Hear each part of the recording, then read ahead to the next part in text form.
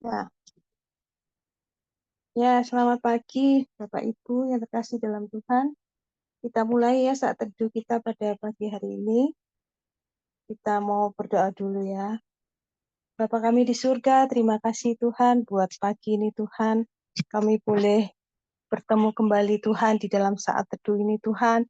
Dengan tubuh yang sehat, dengan kasih karunia-Mu Tuhan, tidak kekurangan suatu apapun. Bentar kami akan memuji Engkau Tuhan, berkati urapi setiap kami Tuhan, supaya kami boleh memberikan yang terbaik untuk-Mu ya Tuhan. Terima kasih Bapak, kami serahkan pujian dan penyembahan kami ke dalam tangan-Mu, hanya di dalam nama Tuhan Yesus Kristus kami berdoa dan mengucap syukur, haleluya, amin. Ya, jadi Bapak Ibu sebelum kita mau menyapa Tuhan dulu ya. Selamat pagi Bapak. Selamat pagi Yesus, selamat pagi Roh Kudus. Terima kasih atas anugerah-Mu. Semalam telah berlalu, ku memuji, ku bersyukur, memuliakan nama-Mu, Allah Bapa, Putra dan Roh Kudus. Terima kasih Allah Bapa, Putra dan Roh Kudus. Terima kasih. Kita akan masuk ke dalam pujian yang kedua. Engkau alasanku hidup. Ku hidup karena anugerah-Mu. Tiada satu pun dapat ku banggakan, semua karena cinta-Mu. Ini hidupku, pimpin jalanku, kasih-Mu mengubah hidupku. Kau memilihku, selamatkan hidupku, semua karena cinta-Mu. Ini hidupku, pimpin jalanku, Yesus pegang tanganku, ku tak dapat hidup di luar kasih Bapa. Jangan tinggalkan aku, Engkau selama ku hidup. Kasih-Mu mengubah hidupku. Kau memilihku, selamatkan hidupku, semua karena cinta-Mu. Ini hidupku, pimpin jalanku,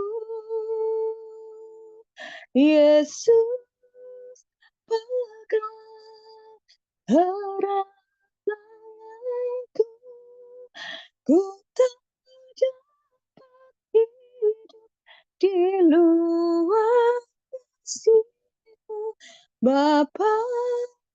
Jangan tinggalkan aku, Engkau selama ku hidup.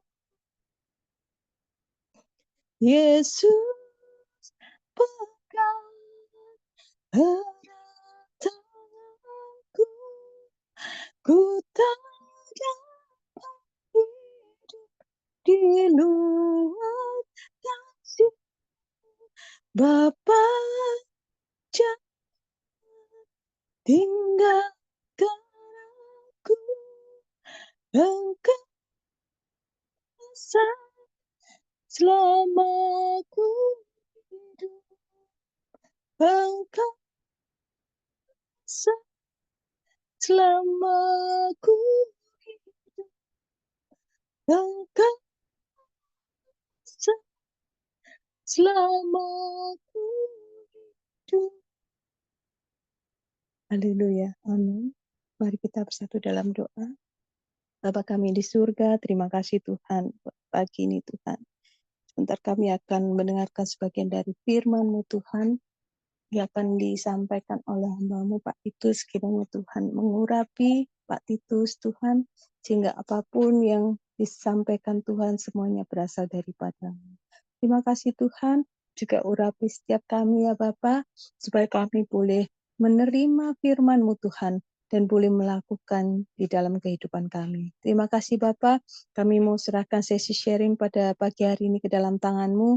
Hanya di dalam nama Tuhan Yesus Kristus kami berdoa dan mengucap syukur. Haleluya. Amin. Ya, waktu saya serahkan ke Pak Titus. Silakan Pak Titus. Ya, amin. Terima kasih Bu Beda buat puji-pujiannya. Salam orang-orang yang terbahagia di dunia. Itu saya, itu Itu kamu. kamu, itu kita semua. Halo, ada orang enggak ini? Iya ada Pak. Salam orang yang terbahagia di dunia. Itu saya, itu kamu, itu kita semua. Ya, puji Tuhan. Kita saat ini menginjak dalam bacaan kita dalam Ayub 28. Supaya kita ini boleh semakin hari semakin dipenuhi dengan kebenaran firman Tuhan. Firman Tuhan pada pagi ini, perikopnya yaitu manusia tidak dapat menemukan hikmat. Jadi dari firman ini ada beberapa hikmat yang harus kita mengerti, ada kita tahu sehingga melalui hikmat inilah kita bisa hidup benar di hadapan Tuhan. Karena itu hikmat bukanlah suatu hal yang murahan, dan hikmat itu tidak berada di sembarangan tempat. Kita akan kasih tema firman Tuhan pada pagi ini.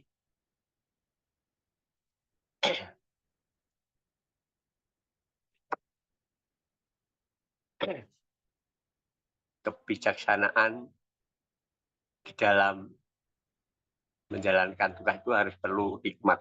Jadi hikmat ini merupakan suatu pengertian yang diberikan oleh Tuhan, sehingga mau tidak mau kita harus melakukannya sesuai dengan apa yang Tuhan mau. Kita akan baca dalam ayat yang ke-1 dan yang kedua dahulu. Memang ada tempat orang menebang perak dan tempat orang menimbang emas. Bisa digali dari dalam tanah dan dari batu dilelehkan tembaga. Ayat yang kelima, tanah yang menghasilkan pangan di bawahnya lah dibongkar bangkir seperti olah api.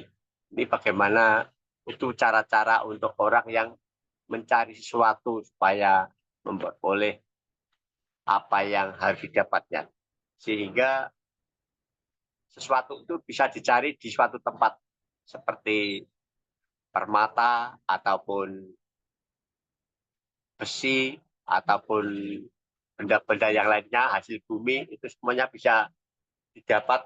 Tapi hikmat ini tidak berada di sembarangan tempat. Hikmat ini ada di suatu tempat yang Tuhan sudah siapkan.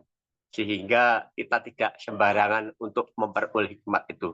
Dalam ayat yang ke-12 sampai 18 itu berbunyi demikian ya. pasal 28 ini, ayat 12 sampai 18 saya bacakan. Tetapi di mana hikmat dapat diperoleh, di mana tempat akal budi, jalan ke sana tidak diketahui manusia dan tidak didapati seperti orang hidup. Kata samudra raya, ia tidak terdapat di dalamku, dan kata laut, ia tidak ada padaku. Untuk gantinya tidak dapat diberikan emas murni, dan harganya tidak dapat ditimbang dengan perak.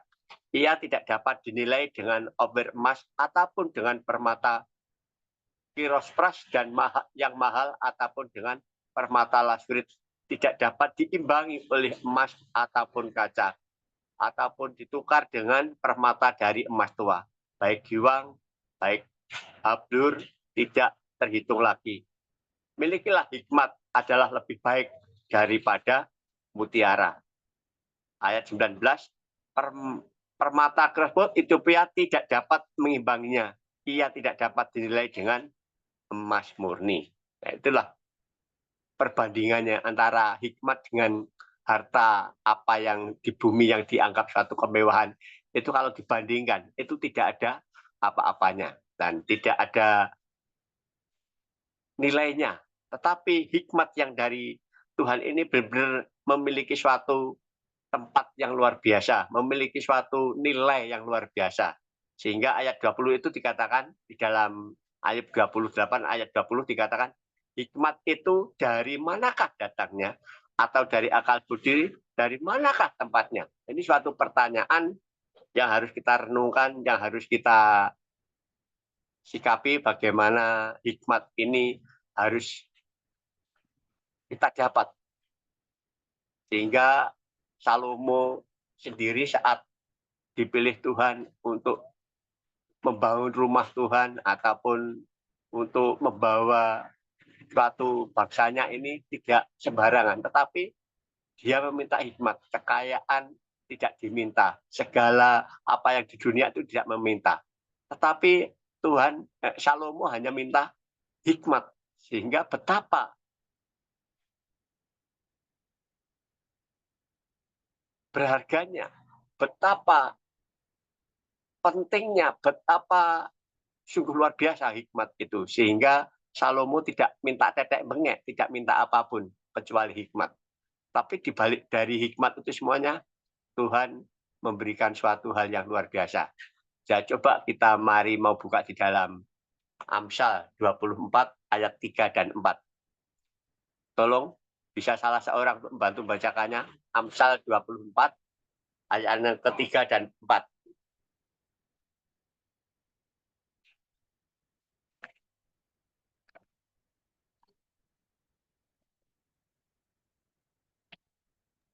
Pak Ronald bisa ditampilkan ya, Pak?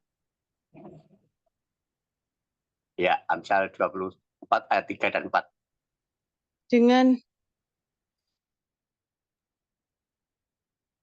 Dengan hikmat rumah didirikan, dengan kepandaian itu ditegakkan, dan dengan pengertian kamar-kamar diisi dengan bermacam-macam harta benda yang berharga dan menarik. Amin. Firman tadi dikatakan dengan jelas dalam Amsal 24 ayat yang 3 dan 4. Dengan hikmat rumah didirikan, dan dengan kepandaian itu ditegakkan, dan dengan pengertian kamar-kamar diisi dengan bermacam-macam harta benda yang berharga dan menarik. Jadi yang terutama di dalam kehidupan seorang percaya ini, yaitu yang pertama hikmat. Jadi kalau kita punya hikmat, maka kebijaksanaan yang kita ambil ini akan sesuai dengan firman Tuhan, sesuai dengan tema pada kita pada pagi ini. Kebijaksanaan yang dipimpin oleh hikmat. Jadi saat kita ini melakukan sesuatu, itu tidak hanya sekedar melakukan, tapi setiap kebijaksanaan, setiap tingkah laku itu dipimpin oleh hikmat. Karena itu, marilah kita meminta hikmat. Dalam hikmat tadi dikatakan, hikmat, dengan hikmat rumah didirikan, dengan kepandaian itu ditegakkan, dan dengan pengertian kamar-kamar diisi dengan bermacam-macam harta benda yang berharga dan menarik.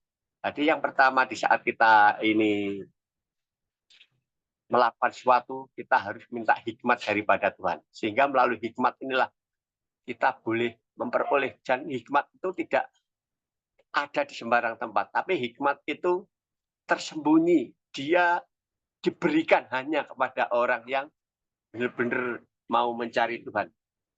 Tolong Bu Penda dibacakan lagi dalam 1 Korintus pasal 2 ayat 7.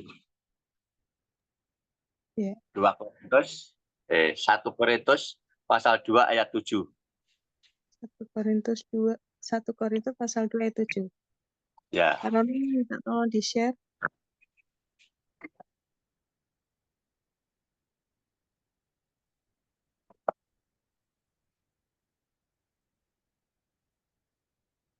Ya, 1 Korintus pasal kedua ayat yang ke-7.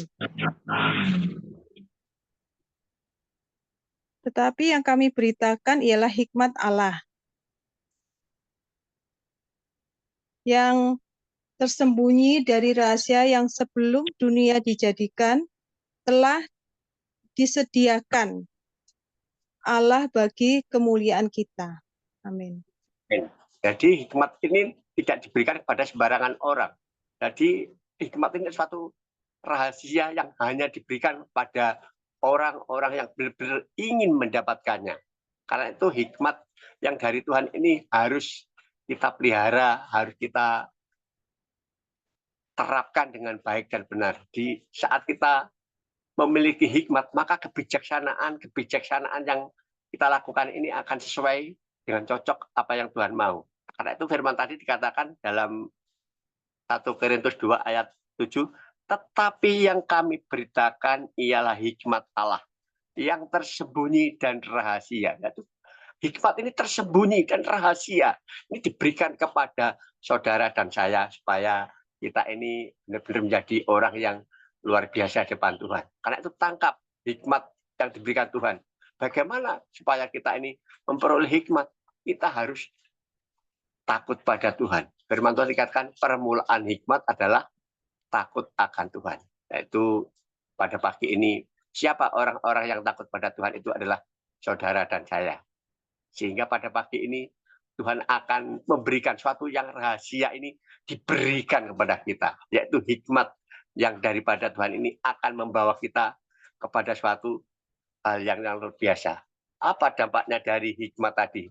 Kalau sesuai dengan Amsal 24 ayat yang ke-3 tadi, bagian yang selanjutnya dikatakan, dengan hikmat orang didirikan rumah, dengan kepandaian itulah ia ditegakkan. Jadi orang yang mendapatkan hikmat tadi diberi kepandaian oleh Tuhan. Kita tidak mau menjadi orang yang goblok. Kita tidak mau menjadi orang yang blow on. Tetapi Tuhan akan memberikan kepandaian. Dan kepandaian supaya kita pandai itu bagaimana caranya?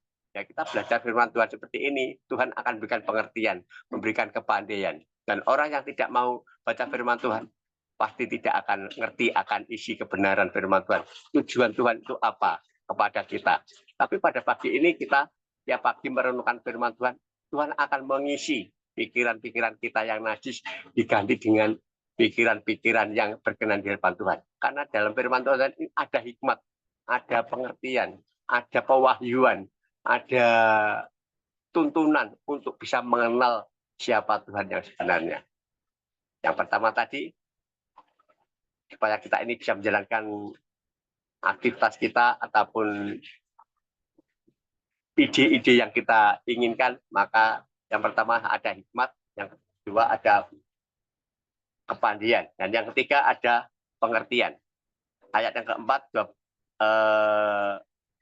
Amsal 24 ayat yang keempat, dan dengan pengertian kamar-kamar diisi dengan bermacam-macam harta benda yang berharga dan menarik. Jadi saat kita ada hikmat, ada kepandaian, maka pengertian itulah yang menjadikan untuk kita bisa mengambil keputusan apa yang harus kita kerjakan, apa yang harus kita lakukan. Sehingga ada hikmat, ada kepandaian, ada pengertian, dan pengertian ini berbicara tentang akal budi. Sehingga saat kita melakukan itu tidak berusaha, tidak sembarangan melakukannya, tetapi ada suatu pimpinan dan penyertaan Tuhan. Kembali kepada firman Tuhan, kita harus suka untuk belajar lebih lagi firman Tuhan. Karena dari firman Tuhan inilah kita memperoleh suatu hikmat, memperoleh suatu kepandaian, memperoleh suatu pengertian. Jadi tidak di tempat-tempat. Jadi hikmat ini tidak bisa dibandingkan dengan hal-hal yang mahal seperti giwang ataupun permata. Dalam bacaan tadi ayat 12 sampai 19 tadi sudah dijelaskan. Jadi hikmat itu tidak sama seperti itu.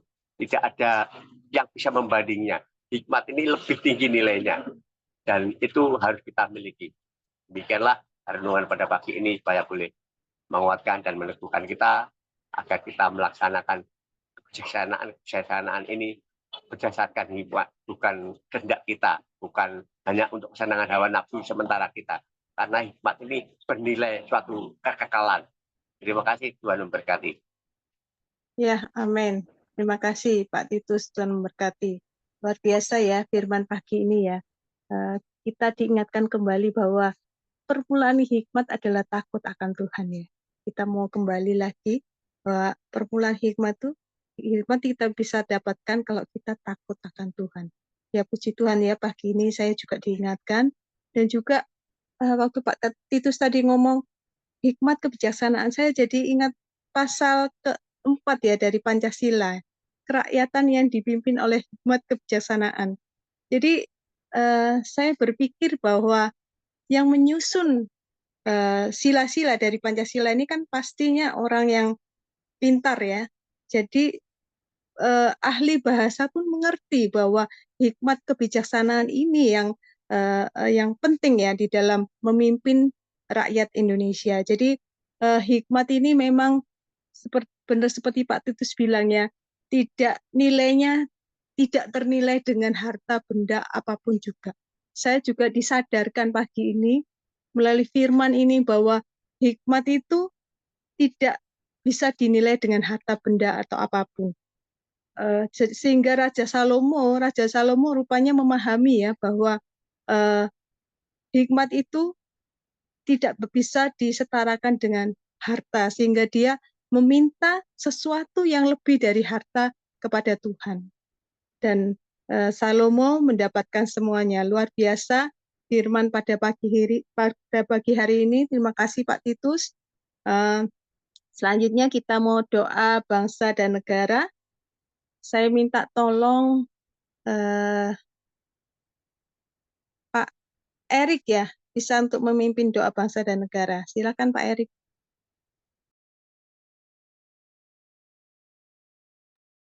Halo Pak Erik. Nggak bisa ya. Kalau gitu Bu Ana aja, silakan Bu Ana. Pak Erick Thohir. Ya Bu Ana, silakan. Mari kita satukan hati, kita berdoa.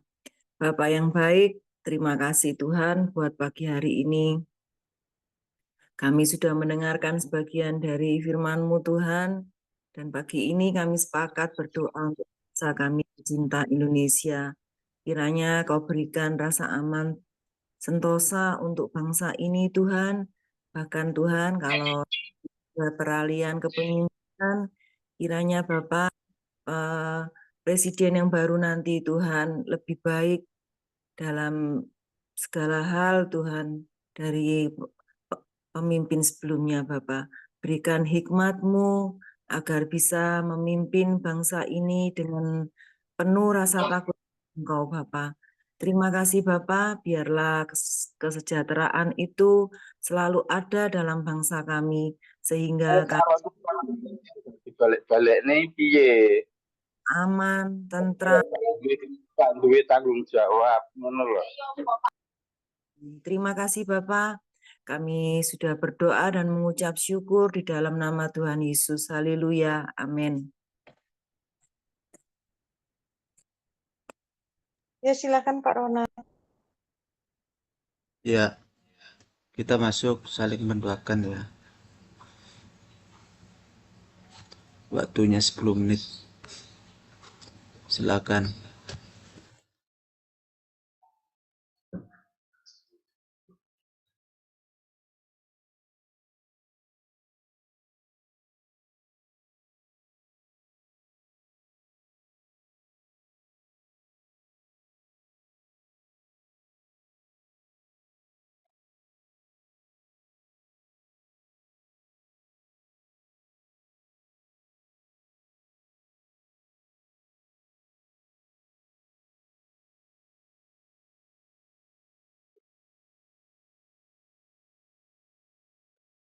Halo, Pak Heri.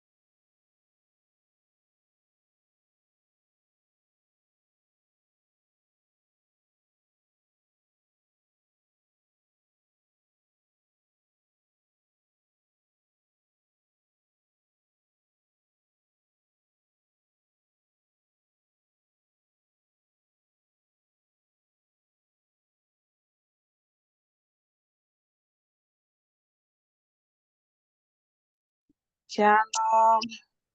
Selamat pagi semuanya. Ya, salam. Selamat pagi semuanya. Oke, ini. Pagi. Sensus. Ini petugas sensusnya nggak ada. Ini ya apa ini?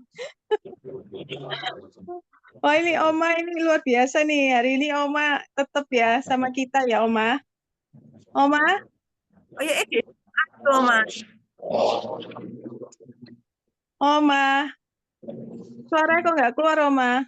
Mic-nya Oma, dibuka mic-nya. Oke. Aku bilang, ya apa ini?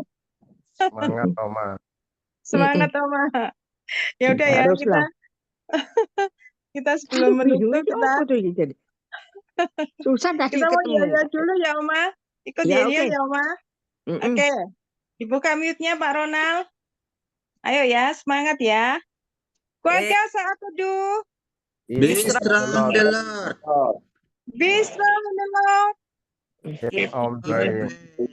Oke, terima kasih Bapak Ibu semangatnya. Ya, untuk doa penutupnya, minta tolong Oma ya Oma. Oke. Ya, siapa kita mungkin berdoa yang ya. mau didoakan? Sebentar Oma. Yang mau didoakan ada ya? Itu Pak Mulyono, Bu Benda, sakit giginya masih ada itu. Meskipun Oh. salon pasti mengecil ya, tapi Bang Yosep. Oh ya. Oh ya Pak Yosep. Yosep apa ya Pak? Yosef Teti. Oh ya. Oma, buat Pak Yosep Teti, Oma sakit batu empedu, minta didoakan Oma. Pak Yosep. Tadi Iya. Pak siapa satunya? Pak Mulyono. Pak Sakit apa Mulyono. itu? sakit gigi. Sakit gigi. Sama Pak Titus. Pak Ya. Titus. Sakit gigi. Sakit gigi. Nggak ada sih nyambangi ya. Iya, ada Oma. Pak Soalnya Titus itu Oma. saya disambangi ngamuan orangnya Oma. Nah itu bahaya itu. Iya.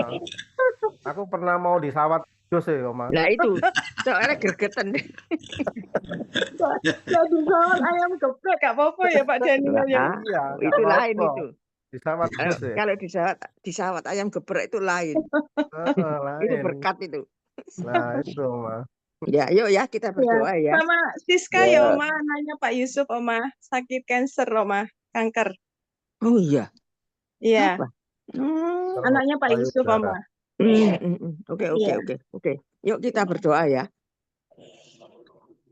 Bapak yang di dalam surga, terima kasih Tuhan. Kalau pada pagi hari ini Tuhan sudah mempertemukan kami semua, Tuhan sudah memberi kami tubuh yang sehat. Kami percaya ini semua orang kasih karunia dan anugerah Tuhan saja. Pada saatnya kami mau berdoa buat Pak Mulyono, juga anaknya Pak Yusuf, dan juga satunya saya. Pak Yosep Teti. Iya Pak Yosep, kami serahkan dalam tangan Engkau. Kami tidak menyebut satu persatu sakit apa yang dideritanya, tapi kami percaya Engkau pada saat ini hadir di tengah-tengah kami, dan Engkau menjamah setiap saudara-saudara kami yang sakit ini. Apapun yang dirasakan sakit, Tuhan jamah. Dan kami percaya, kami mau bersatu hati memanggil nama-Mu yang penuh kuasa dan penuh mujizat itu.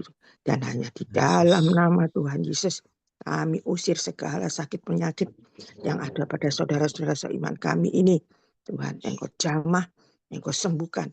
Kami percaya, kalau mungkin saudara-saudara ini ada kesalahan atau kekeliruan, kami percaya Engkau akan ampuni dan Engkau akan memberikan yang terbaik buat saudara-saudara ini. Engkau sembuhkan semuanya, Engkau jamah, dan tepat pada waktunya Engkau akan memberikan semuanya kepada mereka yang sedang sakit ini. Kami percaya juga Tuhan, Engkau berkati semua saudara-saudara ini.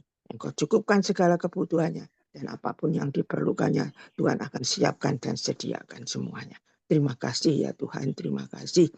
Juga kami berdoa buat pagi ini, buat renungan apapun yang sudah diberikan. Kiranya Tuhan juga memberikan supaya renungan ini boleh kami simpan dalam hati kami dan boleh kami lakukan di dalam setiap segi kehidupan kami setiap hari. Terima kasih Tuhan, kalau Engkau sudah mempertemukan kami semua, dan kami juga berdoa buat pemimpin-pemimpin semuanya yang terjun di dalam saat teduh doa pagi ini. Engkau beri tubuh yang sehat, Engkau beri hikmat akal budi. biar setiap apa yang direncanakan diberikan semuanya terbaik untuk kami semua. Terima kasih ya Tuhan, terima kasih. Tidak lupa kami juga berdoa buat bangsa dan negara kami yang akan ada pemilihan pemimpin. Tuhan akan memberikan yang terbaik, keamanan. Terlebih kami tinggal di kota Surabaya dan Engkau berikan keamanan yang terjamin, yang dari Engkau Tuhan. Kami percaya juga Tuhan, Engkau memberikan yang terbaik dan masa yang akan datang Engkau lebih tahu. Dan tetap kami pasrah dan menyerah ke dalam tangan Engkau. Terima kasih Tuhan, terima kasih. Supaya setiap Injil yang kami beritakan, dimanapun kami berada, boleh menjadi berkat. Dan banyak jiwa dimenangkan buat Engkau. Terima kasih ya Tuhan, terima kasih. Doa kami yang kurang sempurna ini, hanya kami alaskan dalam nama Tuhan Yesus. Kami sudah berdoa dan mengucap syukur pada pagi hari ini. Haleluya. Amin. Ya, Amin, makasih. amin. Makasih Ya. Oma doanya. Ana, Ya, ya oke, bye-bye ya, thank you Venda. semuanya. Terima kasih Pak Ya. Tuhan Mulyono berkati. pagi ini. Tuhan berkati. Tuhan Yesus memberkati. Mari saya tutup ya. Tuhan Yesus Oke, memberkati. Oke, thank thank you you, Pak. Pak Ronald. Mm-mm.